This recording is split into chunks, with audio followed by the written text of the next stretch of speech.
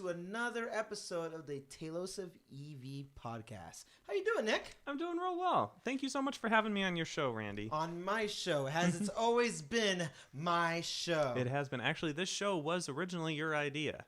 Okay, yours, Drew's, and myself's. But the reason the Cybertruck blowing up, I think I vividly remember our conversation, and you were a big reason why this show exists. So, this is well, thank you for thanking me so much. If you notice, thank you for thanking me, thanking you. Thank you for thanking me, thanking you. Look how polite we are when Drew's not here. When Drew's here, we're both like at each other's throats. If you notice, so Drew's not here. Actually, it's because we're in person, and I don't want him to mug me. Too late. You all saw the drone footage of the Model 3 and stuff like that. I'm gonna mug him of the drone. You're gonna fly the drone straight in my hair, get a haircut. No, I'll let my wife take care of that. Okay, thanks. No, I can't. She's I can't anyway. disrespect her work like that. Honestly. And speaking of my wife, and on this episode, that was a good reception. That people liked having her on. I thought about bringing her here, but then I was like, maybe next time. Or Save something. it. It'll be like a delicious dessert that we have, every once in a while. It'll be that much more delicious if you don't have it every week. So next time your wife Brittany comes on, or even Drew for that matter. This is just making you guys appreciate why Drew is here, even though he doesn't own a Tesla. I don't own a Tesla, so I think this is the second show where 50% of the people on the show have a Tesla. This is true. And speaking of, Teslas, okay? I'm an owner. You're not. But not for the lack of experimenting with your different models. And can't help but notice that there was a theme happening with you inside my Model 3 all last week and now today. So the title and the thumbnail kind of gives it away a little bit here, but how does it feel being too tall? It's a blessing and a curse. I know a lot of people have told me personally, "Oh, wow, Nick, you're so tall. I wish I was as tall as you." And honestly, I have to say, it's not all it's cracked up to be. Yeah, it's nice looking down on everyone. Judge. It's nice looking down on everyone, but... Sorry, I'm tired of squatting. All right. It's nice looking down on everyone, but there are a lot of things that just make it real big pain to be tall. You can't find clothes that fit. You can't find shoes that fit. You can't find cars that fit. You can't find homes that fit. Like, Randy and I are both into the tiny home movement, and like 90% of the tiny homes out there, I would not fit on just on head space alone. But the 10% that you would fit is the 10% I'm actually interested in. Exactly. So we're still on the same wavelength. But like every time we see one of those 100 square foot tiny homes with the loft, and the person is like 3 feet tall is already doing this. And that's evidently that's how you look like in my Model 3. Exactly. I think we got off topic here. Back to the Model 3. Yeah. And yet you talking about it completely derailed how smooth that was. Thanks, Nick. The point. Even in person, he does this.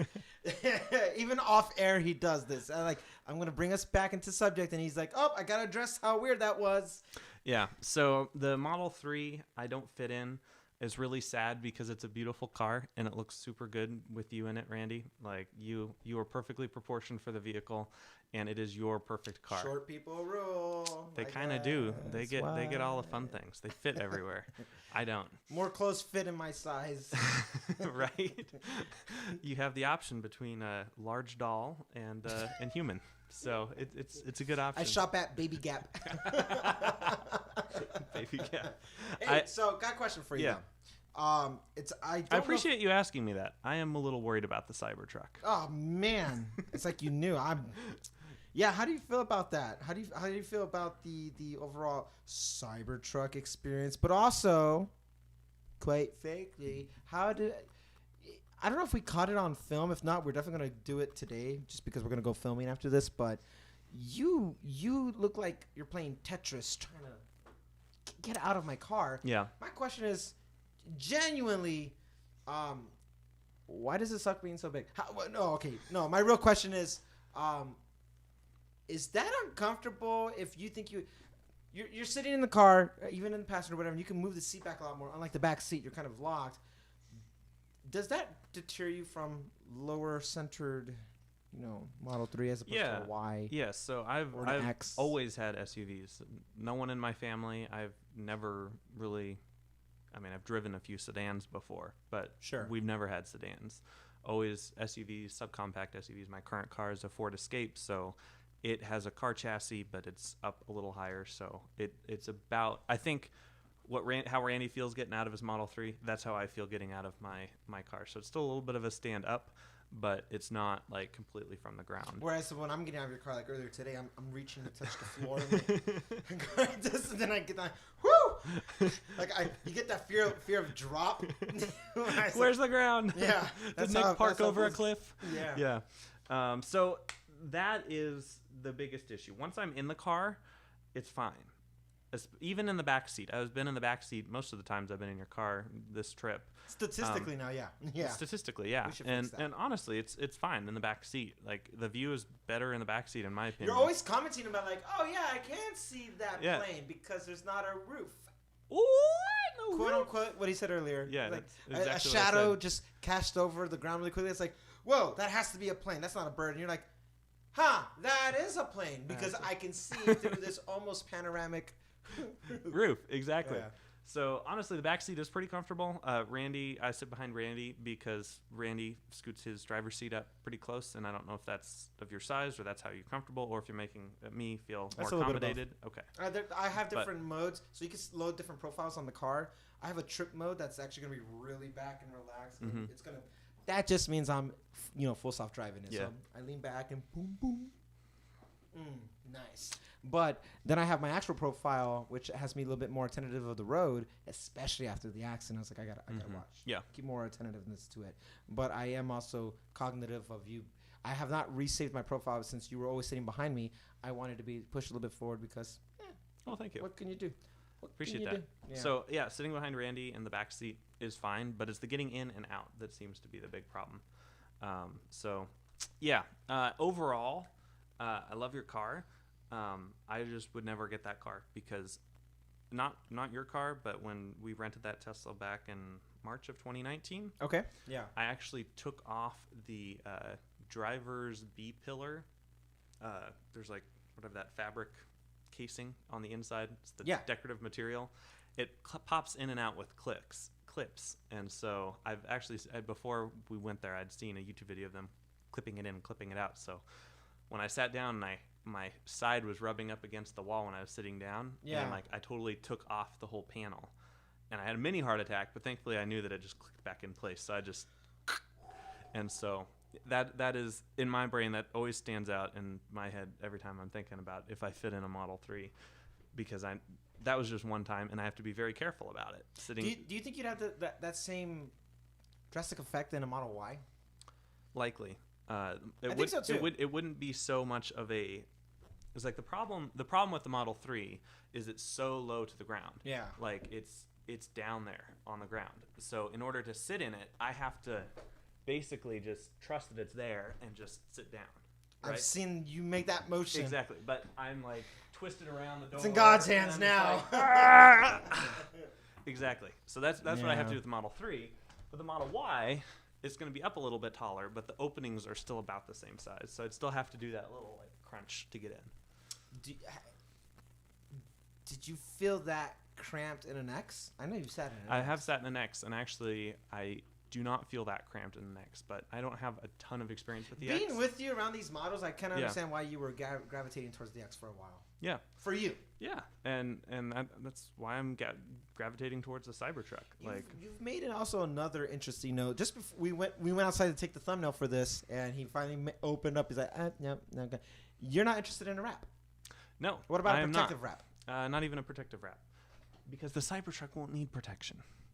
So you're still sold on the Cybertruck. I always how long segment of the Drew. What model are you feeling today, Drew? But I never say how model are you feeling today, Drew? And in this case, how is Gamora? Yeah. Why is Gamora? Where is Gamora? Why is Gamora?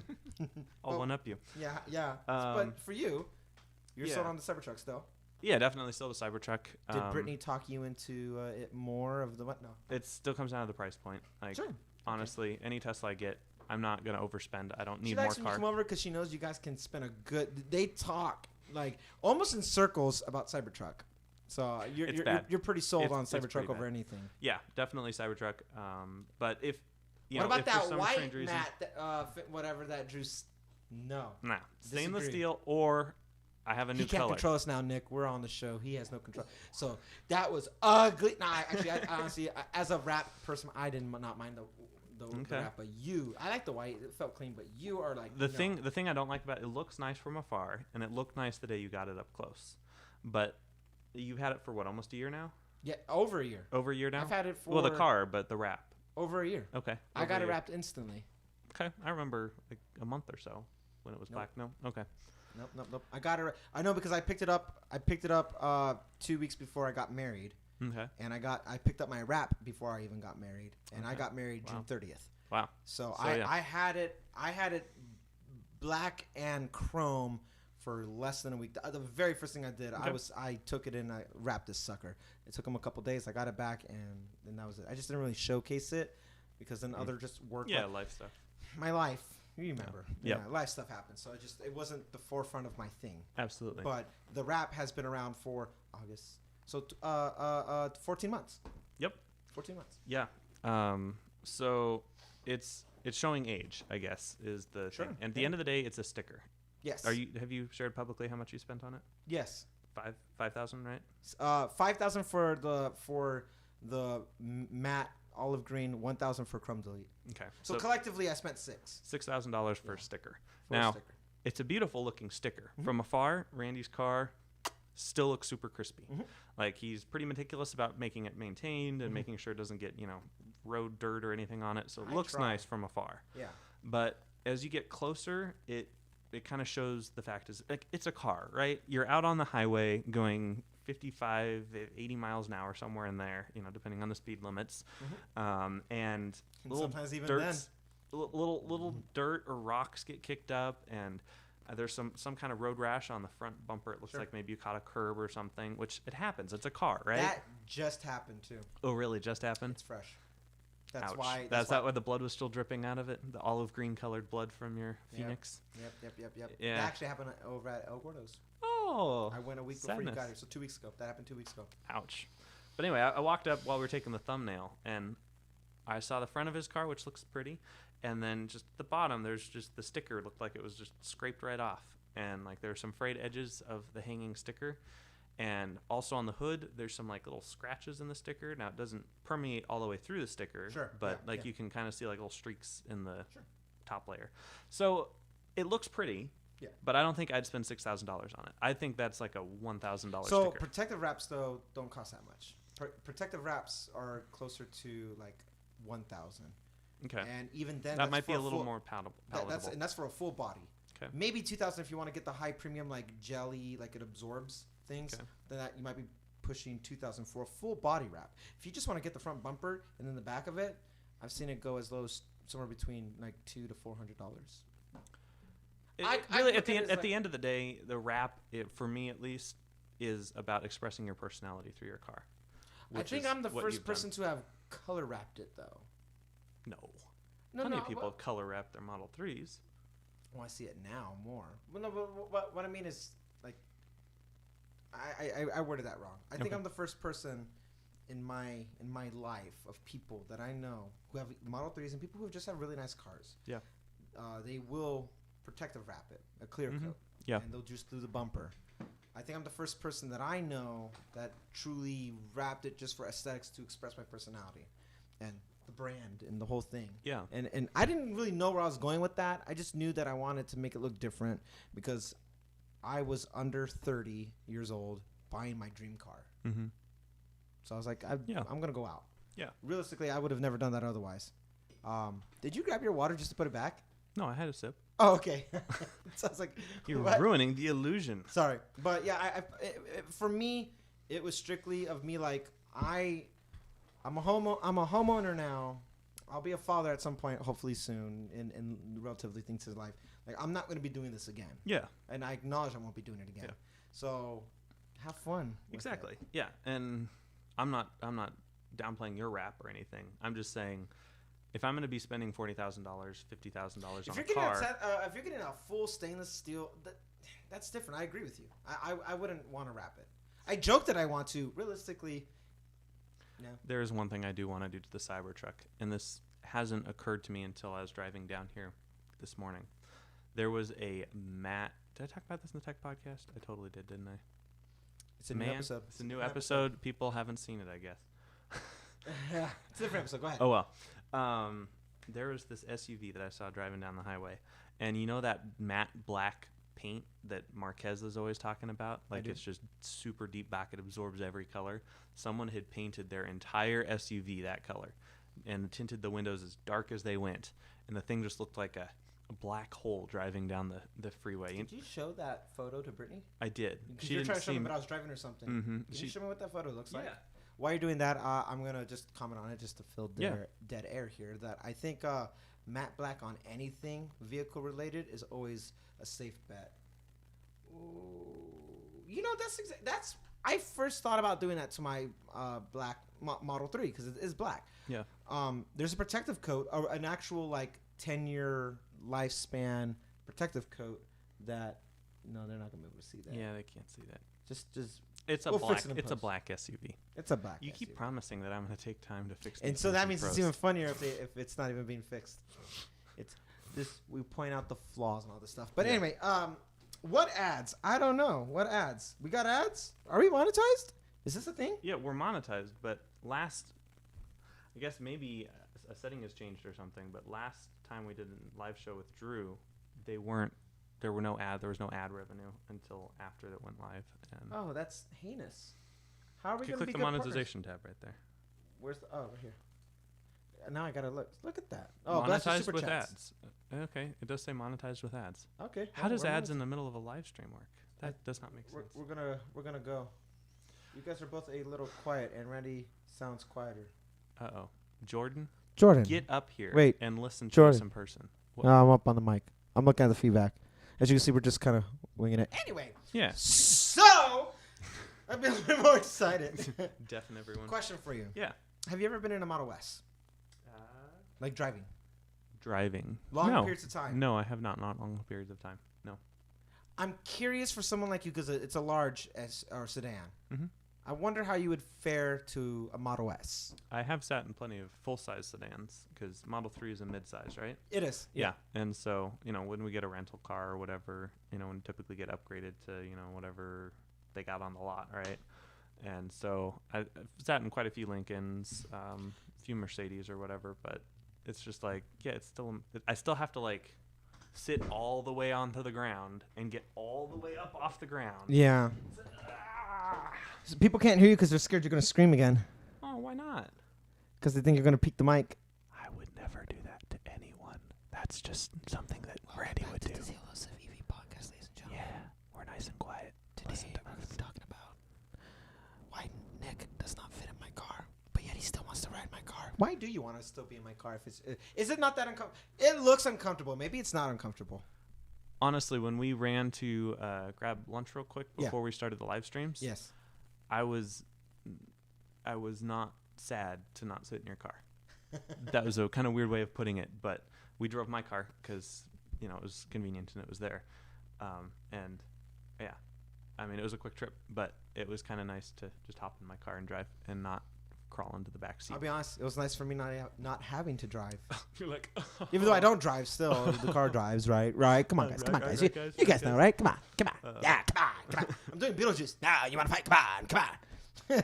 What? You ever see Beetlejuice? I need to watch more movies. Man, I should get a Beetlejuice color, and you won't even know what that meant.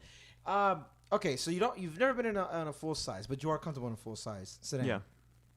I'm trying to humor me. Just humor me. Yeah. The Cybertruck doesn't work out for whatever reason. The aesthetics have to hear me out. Randy, this really makes me worried about the Cybertruck. So let's just say the production model changes drastically. Okay. I don't think it is. You don't think it is. Yeah, no. In the wonderful land of what if and hypotheticals, the Cybertruck production changes a lot. So that's no longer it changes so much that it's no longer your front runner. Sedan Model S, X, or Y. And I'll say right off the bat, even though I haven't seen one up close like that, I think Y is off the table if 3 is off the table. What would be your Tesla of choice? We know Drew is Y3. I'm like 3, and now I'm getting Cybertruck. So You're the anomaly where it's just like he wants Cybertruck, but you want something that doesn't exist yet. So if today I always want something that doesn't exist. So I want the iPhone 12 right now, please. It's coming. It exists. We just don't have it. Exactly. Cybertruck technically exists, but no one has it. But if we can buy something today, we don't get to have it tomorrow. Okay.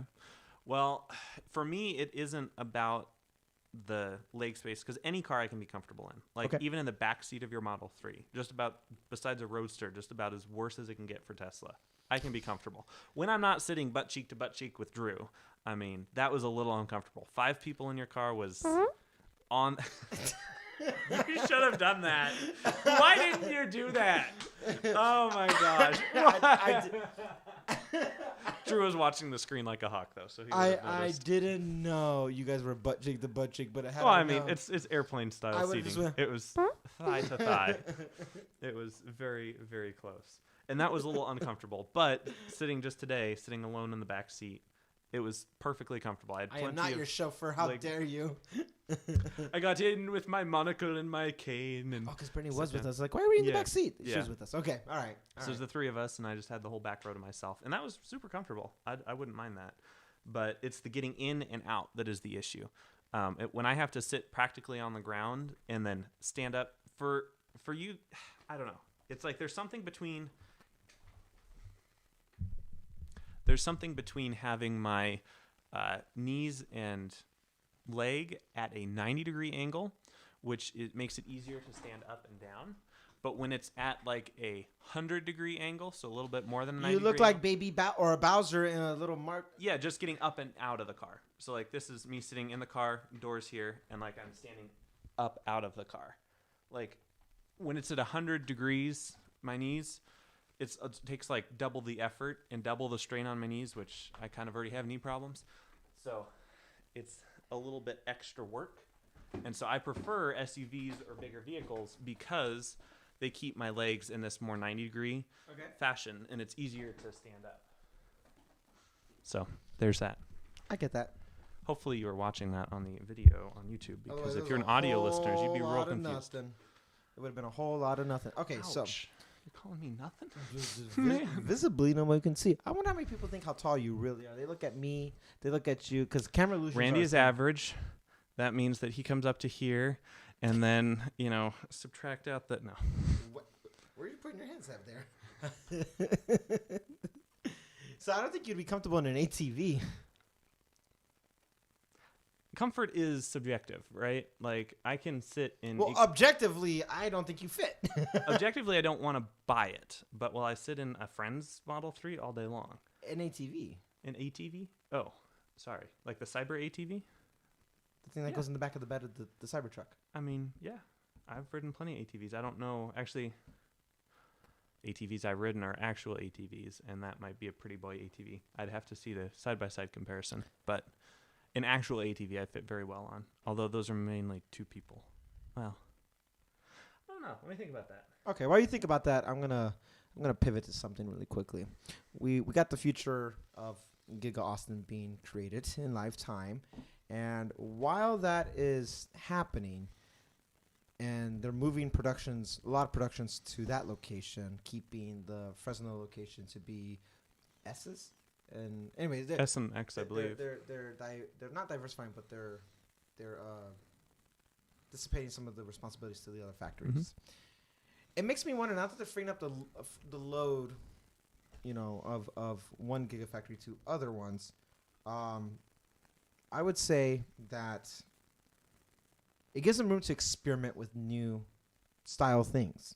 We've talked on the record saying that, like, the Cybertruck is going to be the last real main lineup of something.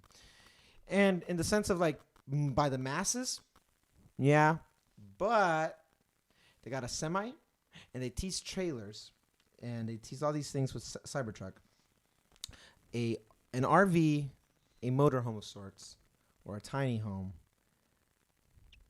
What are your thoughts? How, depending on if it came out to look as clean as we want it to look, if the interior of a Model 3 and Y and Cybertruck were to allude about the minimalism of it, how likely would you feel compelled to want to get an RV that's that futuristic and it's all touchscreen and all that stuff. As someone who's part of the tiny home to movement, live in or to road trip in? I would say to at least own, even if you're not in it full time, but enough that it's yours and you like get your money's time worth out of plus. Okay. Quarter time plus. It Okay. doesn't have to be 100% time, but between a quarter to 50% of your time, you are utilizing it. How would you feel? And based off of just what you're thinking, like I'm asking, like paint me this scenario where it works for you. Because for me, just give me the interior of the Model 3. Oh yeah, totally. Oh, I'd be in I'll make anything that Franz decides to design. They have AT&T LTE home Wi-Fi. Yes, please. Yeah. They could totally go all out. I love the portability of tiny homes, specifically van life. Like that is so appealing to me, just to be able to pick up and go. Actually, I stopped at a state beach on the way down here this morning to watch the sunrise. Dahoney, it's right below LA, before you get to Anaheim. Right after Anaheim. I mean, Anaheim, south of Anaheim. Okay. Dahoney, I think. Dahone. I don't know. Doesn't matter. A-State Beach. And I pulled in the parking lot, and there were like 4 vans that were like delivery vans or whatever, the Sprinter vans. Sure. And I was like, I know what they're doing. Van life. Van life. Why did I hiccup? Van life. Van life. Yeah. So the van life is super appealing to me just because you have the full freedom and flexibility to go wherever you want, whenever you want. True. But living in an RV full time, my family's pretty much always had an RV that we do summer road trips on. And Dana Point. It's like Dahoney Beach or something. There's a ho in there somewhere. I don't know. Too easy. All right. Anyway, that's the beach I was at, and there were van campers. But we've had plenty of RVs in the past, and the thing I've noticed with RVs is they typically are not very well sealed. So they want to be cheap and light, and that's kind of what they prioritize, which is fine. But they're not real high quality. Like the walls are 1/4 inch of foam and some plastic and some more plastic on the inside, and so you kind of feel like you're in not a tin can but a plastic can with styrofoam, and like that works for a certain amount of time. But True. I would want a more solid RV to live in full time. I think a quarter time you could make that work if you lived a quarter time in a tinfoil box, not tinfoil, styrofoam and plastic box. I think you could do that, but full time, like I know some van lifer people, and they always talk about insulation. I don't know them personally, but on their YouTube channels, they always talk about the insulation is very important because there's not a lot of thermal mass inside of the vehicle at night, and so you don't want to run the heater because energy use, but you also don't want to freeze to death. So they're always talking about insulation, and insulation is something that I think they always compromise with RVs. So if Tesla could bump up the insulation level, like that's part of the reason why I would want to build my own, do a van conversion out of a Tesla. You guys don't even know the obsession, especially with insulation. Actually, now that I'm thinking about it, yeah. I have ideas on insulation too. I have just all of. Yeah, I think for me, just to have it as like a summer. Dahoney State Beach. There's no word "ho" in there. Well, I'm sorry. I just saw it on the Apple map while I was driving. Anyway, but I think for me, the motorhome, the RV, the tiny home, this big long rectangle thing that I can at least sleep and use the bathroom in. Cyber V, cute. I like it. Cyber V. Cyber V. Cyber V. Jordan, you better go get that copyrighted real quick. Cyber V. Cyber V. I'm using it like that. All right. Cyber V. So Cyber V. If that was a thing, the only thing that I need, I talk about the tech because the tech's important. I'm only obsessed with Tesla because of the tech. Mm-hmm. Installation is important. I just want it spacious. Mm-hmm. My thing about RVs in general. Well, for you, the Model 3 is spacious. So. I know. But I've also seen those tiny little pill-shaped looking RV trailer things. Practically coffins. Coffins with a pooper. You're basically dead in there. Anyway, but yeah. So like, I feel like at least inside. Yeah. I want to be able to park this thing anywhere, plug it in to get a power source, and solar panels needs to be a thing. It needs to complement the Cybertruck. It might even need to look like the Cybertruck. Can you give me something that's like Cybertruck and semi-meshed? I want that. I want the height of the semi, which I have yet to see, but you haven't. I would. You looked normal. I could stand up on the inside of the cab. You looked normal. There's so much headspace up there. Give me the space of semi with the aesthetics and the aggressiveness that you get out of the semi or the Cybertruck, and give me Cyber RV.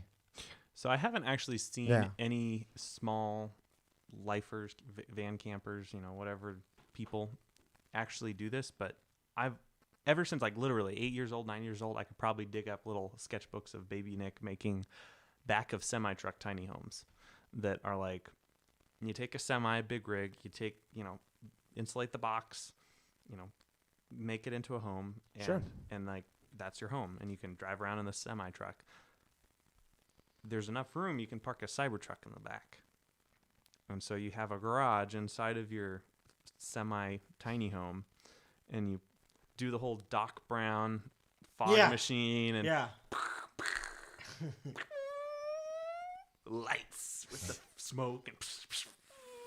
And I'm trying to think of the Back to the Future theme. I forgot how the song goes. So, what was that? You just pulled away. Nope, that's not it. That's not it. Yeah. Call the bank. Quick, call the bank. Yeah. Where are we at? We're at about 30 minutes. 30 minutes. Here's to the wild ones. the mischiefs. The misfits. The outcasts. The round pegs and square holes. The ones who see things differently. I don't feel like going over an hour or even an hour. I love this idea. And because we have some drone footage to catch. And not only that. You guys are going to get this time back in beautiful, crispy B-roll. Yeah. I don't know. It's been a long day, and I'm hungry. I'm going to be really honest with you guys. Didn't really feel like doing a full episode just because next time here is limited, and we were more focused on getting another podcast out. But all that being said, I do want to give at least 5-10 minutes of your guys' time if you want to. How many people are in the chat? 17, 19? 19 people. What are you doing watching this? Yeah. So, I mean, if you guys want to talk about anything, otherwise, I think we're going to cut it here. I'm just kind of talking in between all that to see if anybody's even interested. Because, we got, like, company over. We do. We got everybody over. I don't live here. I just thought, it's been a fun week. It's been a fun episode. Most interesting. It's 2 a.m. Steph. Whoa. Go to bed. Go to bed, man. What are you doing up? All right. Most misunderstood thing about Tesla. Okay. The most misunderstood thing about Tesla was that they were not going to be profitable because it was a niche. Nobody cared about EVs. You know that meme video of the lady trying to take her Model S to a gas station and then fill it up with the gas tank? That is the most misunderstood thing with the Tesla. People don't know how it charges, how it works. And that just encapsulates it, that blonde-haired lady just trying to fill up the Tesla with gas. Funny. Cyber V cost and range. I like it. Range has to be far. It has to be over 500. Anything that big now has to go over 500. So and minimum, like they can have the entire base of the. I don't know. You thinking like 20-foot RV or 40-foot RV? Ooh. Like, are you taking like big motorhome or? ¿Por qué no dos? I like this. We're doing both now. So Elon. the 20 can at least be 500. Easy, 500. Let's make it 500. Those things 40 do only get like 12 miles to the gallon, so I know, but the power thing, like the torque, I guess the motors matter, right? The type of motors, like I want to see. We're simplistic. Oh, one speed, one something, one. If you have more motors, then maybe it helps the range and the efficiency of it. But I would say no less. No matter how you want to configure this Cyber V, the range minimum is 500. Keep it in par with the long range Cybertruck. With the Cybertruck and semi, right? Yeah. So semi has a 250 and a 500 range. Maybe it's 600. I can't remember. It's up there though. So that'd be the range minimum. Cost, realistically, it has to go up there with Model S territory because those you're getting. Dude, what more? Less? 250,000 starting. Oh, I wasn't even gonna say that. Yeah, for a 40-foot RV with pushouts. You're looking at a standard. 40 foot. Oh, no, I'm thinking bare entry price. Okay. Entry price, I'd say the 90. one I'd get would be. Yeah, I'm saying entry price should be like 90,000. Motorhomes now cost like 120, 150. And if I was... That's not the nice ones, though. No, but that's my point. In my mind, if I would try to undercut the price of everything. If you want a single motor... Yeah, I would say probably... I'd say for 500-mile range, 100,000. Okay. The one that we... The dream one, 250. Yeah. So the 40-foot, everything specced out, pushing 700 miles. No, wow. Right, but... We had some family friend, grandparent style friends a while ago that their retirement plan was to live in an RV, and they got like this 60-something foot big rig. They were 53 foot or whatever the maximum is. This huge RV, had a washer and dryer and like 4 bathrooms or something. Like wow. it was a mansion, right? Like push outs for RVs. Sure. And like that thing, they sold their house and they bought that thing. Like that was their idea. And so it's like, okay, $250,000. That's it. And that's how much a semi is. So, I mean, 150, but I guess, was that 150? Yeah, because 250 is the Roadster. Yeah, I'd say the one that I would actually want to live in, 250,000. Tesla's biggest mistake, would the Cyber ATV compete with the... Tesla's biggest mistake, obviously releasing the Cybertruck. How dare they? That thing's so ugly. Tesla's biggest... I don't think they have a mistake. They're too new. If there was a mistake, I'd say... Tesla's... Okay, I got one. This is something that bothers me as an owner, as an investor, and as a fan. Tesla's biggest mistake is... I say it with a grain of salt because I get it, but I think their biggest mistake is the way they push full self-driving. I don't agree. Agree with that. Yeah. The full self-driving, the full autonomy and all that stuff, I don't agree with it. That's their biggest mistake. I think it's a lifetime thing. It frustrates me as an owner. I'm like, no, it's not. If this is not up to par with what you're saying in perfect environment. And because of the way they push full self-driving, they keep increasing the cost, so it holds the value of used vehicles that are full self-driving compatible. And if you want to buy used, you have to get full self-driving because they're putting it in there as a complimentary. Well, now we're giving it because I think they did it wrong. Okay. I think that's their biggest Just because mistake. they're so hyped about it? Or because it's not ready yet? Like, I think there's a distinction there. Like, okay, full self-driving is here in the current definition of it. I don't like it. The enhanced autopilot is way more efficient. Okay, but yeah, I don't know. That's a whole nother discussion.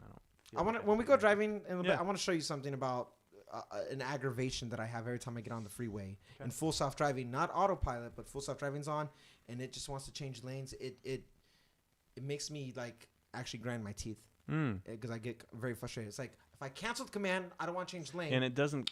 The thing is, it doesn't care about the battery life. Doesn't care about the battery life. It's like always like there's a little black bar of like power versus energy saving. I remember you making note of that. And like as soon as Randy put it in, I don't know what mode it was in, but if it was navigate or just autopilot. But sure, the thing was like up to like 75, up to whatever he had it set at. But then there was a car that merged in. Instead of just merging over to the next lane to keep going at that pace, it went. And then it sped up again. It's just like, and then sometimes it'll randomly just slow down real quick. It's just like that jerkiness I was talking about. Like, I've talked about it on the podcast. It's just like, but there's nothing there. And then there's nothing there. And then there's times where it wants to move over to the left lane because it wants to. I have it set for 75. It's going 75. There's nothing in front of me in the second to the left lane, but it still wants to get to the left lane. I'm like, cancel, because the left lane is going to turn into carpool, and I don't have a passenger with me, and it doesn't care. It should know that. I hit cancel. I hit cancel again. Cancel, and it just doesn't care about my command. Full self-driving does that. Autopilot, whatever you want, man. Okay. Oh, yeah, we're cool. No, that's fine. No, we don't even worry about that. It's fine. Full self-driving is aggravating to me. But I also want... let me be clear. That's my Walmart. I still would have bought full self-driving at $6,000, which I did. Yeah. 6 or 7? 6. I bought it for $6,000. I still would have done that. I just don't like how they market it. It makes me just... It's not misleading. And I do believe there's hype. And it's also a business. They need to sell it. Yeah. I just don't like the approach. That's their biggest mistake in my opinion. As an owner, as an investor, and as a fan. All those things, it kind of rubs me the wrong way. I think that's fair. And I think I would agree with that, Randy. Cool. Anything else? No, I think that's it. And guys, again, thank you so much. We'll be back either next week or whenever all three of us can do it in your normal, 2/3 portion of filming, but it's nice to actually film him as he snaps his hand. Mistimed that one. All right, guys. Alleviates the need to own a car. That's a good question, Jordan. How long until self-driving cars alleviate the need to own a car? If you Long time. If you believe Elon, I mean Next the week. robo taxi. Yeah. I don't think I want to play devil's advocate because I think I'm somewhere in the middle, but I don't think I'll see it in my lifetime. I think it'll be at least 30 years. Yeah. That's what she said. Nice. All right, guys. Well, it's been fun. Take it easy. Be safe. But more importantly, be wild or creative. Or what does Steve Jobs say? Stay hungry. Stay full. foolish. Stay hungry. Stay foolish. You can't show the back of it. I'm not going to show the back of it, but Okay. yeah, we got the quote right. Yeah. All right, guys. Take care. We'll catch you guys in the next one. Bye.